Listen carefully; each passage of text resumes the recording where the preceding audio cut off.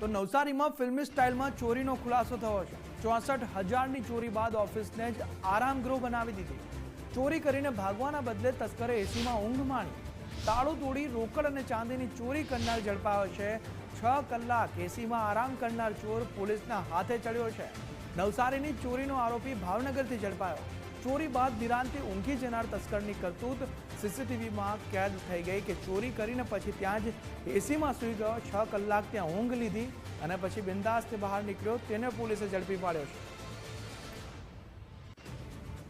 નવસારીથી આ ચોરીનો જે કિસ્સો સામે આવ્યો છે હચમચાવી દેતો કિસ્સો છે। થોડો રમૂજ કિસ્સો પણ લાગી રહ્યો છે કેમ કે ચોરે ચોરી કરી પછી ત્યાં જે ઓફિસ છે તે ઓફિસમાં જ તેણે આરામગૃહ સમજી લીધું। એટલે કે ચોરી કરી 64,000 રૂપિયાની, પછી ત્યાં એસી ચાલુ કર્યું અને ત્યાં જ સૂઈ ગયો કોઈ પણ પ્રકારની બીક કર્યા વગર। ફિલ્મી સ્ટાઇલમાં આ ચોરીનો ખુલાસો થયો છે કે ચોરી કરીને ભાગવાના બદલે તેણે કોઈ ભાગવાનો વિચાર ના કર્યો, પરંતુ તે તસ્કર જે આપ જોઈ રહ્યા છો આ જ તસ્કર હતો કે જે ત્યાં એસી ચાલુ કરે છે, ત્યાં ઊંઘ માણે છે।